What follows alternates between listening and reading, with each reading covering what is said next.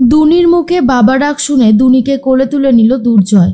সম্পূর্ণ জানতে ভিডিওটিতে একটি লাইক করে প্রথম থেকেই দেখতে থাকো। গল্পের শুরুতেই দেখা যায় দুর্জয় সবকিছু দেখতে পাচ্ছে আর তারপর রানীকে প্রশ্ন করতে থাকে আর বলে, তুমি তো এখন আদিত্যবাবুর সাথে বেশ ভালোই আছো, তুমি কি ভেবেছো সেটা আমি দেখতে পাইনি?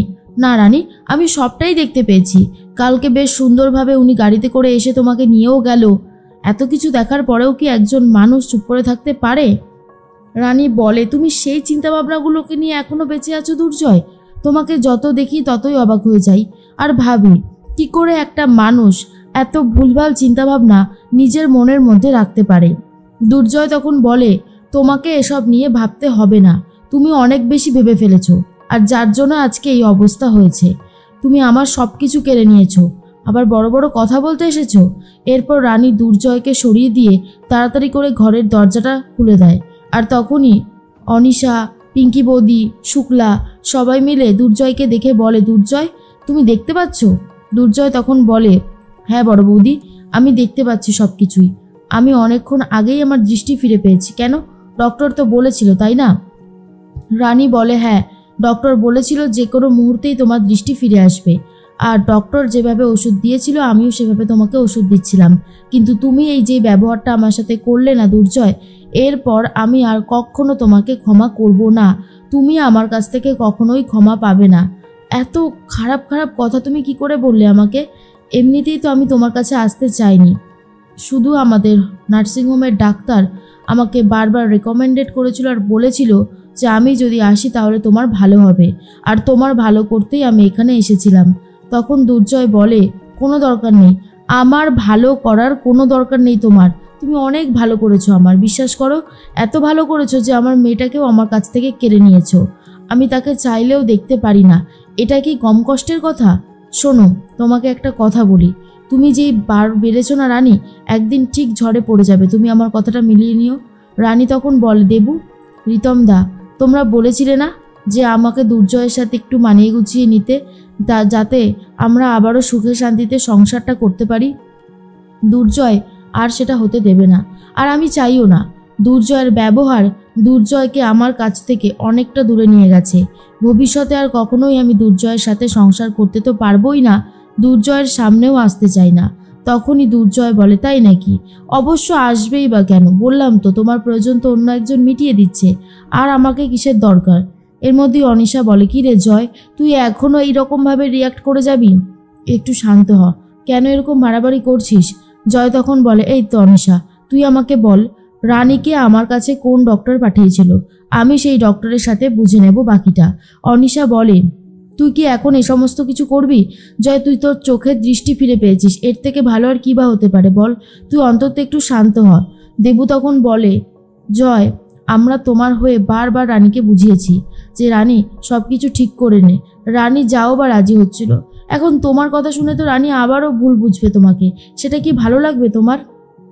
দুর্জয় বলে, আমার এসব নিয়ে ভাবার সময় নেই, আমি আমার নিজের জীবন নিয়ে ভাবতে ব্যস্ত। আর আমার মেয়ের জীবন, আমার মেয়ে কোথায়? এর মধ্যেই রানী বলে, আমি এখান থেকে এক্ষুনি চলে যাব। শুক্লা তখন আটকে দিয়ে বলে, যাবে মানে? দাঁড়াও, তুমি এখান থেকে কোথাও যেতে পারবে না। আমি তোমাকে কোথাও যেতে দেব না।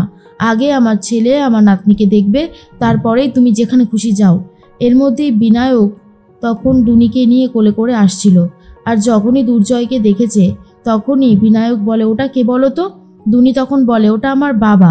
আর এই কথাটা শোনার পর তো খুবই খুশি হয়ে যায় দুর্জয়, আর বলে, এসো আমার কাছে এসো। এরপর রানী খুব খুশি হয়, কারণ দুনি তার বাবার কোলে উঠেছে। আর দুর্জয় তো দুনিকে দেখেই কোলে তুলে নেয়, আদর করে দেয়। দুনিও খুব খুশি হয় আর বলে, বাবা বাবা বলে বারবার ডাকতে থাকে, যা শোনার পরে সবার চোখেই জল এসে গেছে। এরপরেই তখন অনিশার মনটা অনেকটা ভেঙে গেছে। পিঙ্কি বৌদি অনিশাকে বলে, কি হয়েছে অনিশা, তোমার মন খারাপ?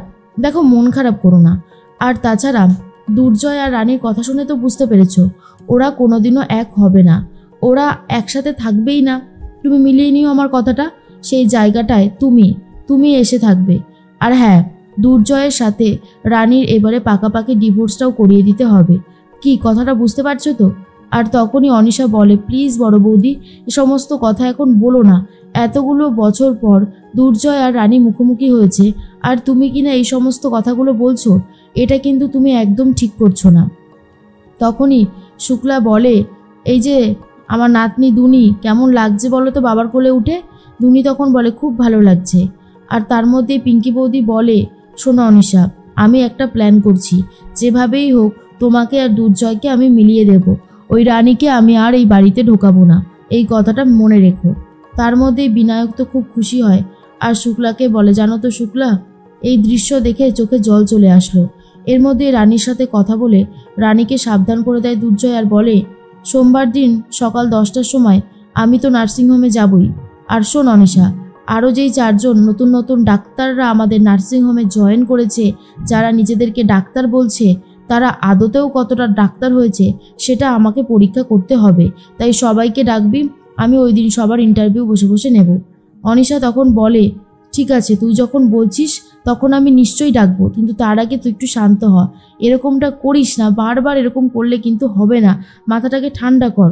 এরপর দুর্জয় বলে, মাথা ঠান্ডা করার মতন অপশান থাকলে তবে তো ঠান্ডা হব, আমার তো ভালোই লাগছে না কিছু। জেঠুমণি বলে, দুর্জয়, বয়স হচ্ছে আমাদের, আমরা আর কত চাপ নেব বলতো? তুই যদি এরকম বাড়াবাড়ি করিস তাহলে কিন্তু সবারই বিপদ, একটু শান্ত হ বাবা। এর মধ্যেই রানী দুনিকে নিয়ে নিজের বাড়ির দিকে রওনা দেয় আর খুব কষ্ট পায় এটা ভেবে যে দুর্জয় আজ যে ব্যবহারটা করলো সেটা কি সত্যি আমার পাওয়ার কথা ছিল। অন্যদিকে পরের দিন সকাল হতেই সবাই মিলে বসে চা খেতে থাকে।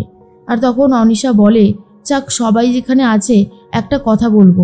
জয়, আগামী শুক্রবার আমার ছোটো মা আমরা সবাই মিলে একটা প্ল্যান করেছি। ওই দিন তুমি সুস্থ হয়ে যাওয়ার জন্য একটা বড় করে পার্টি দেব, তাই তোমার কোনো আপত্তি নেই তো? রিতম তখন বলে, বড় বৌদি তুমি কি বলছো? শুক্রবার পার্টি দেবে মানে? তুমি জানো না শুক্রবার কি? তুমি ভুলে গেলেও আমরা কিন্তু ভুলে যাইনি। এ ভাই, সেদিন তো তোর আর রানীর বিবাহ বার্ষিকী, সেদিন আবার কিভাবে পার্টি হবে রে? সেদিন তো বরং আনন্দ করবি শুধু তোরা দুজনে। তখনই দুর্জয় বলে, সেই সমস্ত দিন এখন অতীত হয়ে গেছে রে শেষদা ভাই, তাই এসব বলে কোনো লাভ নেই। সৌরভ বলে, ফালতু আমরা এসব নিয়ে ভাবছি রিতম, কারণ আমার মনে হয় দুর্জয় এসব চায় না।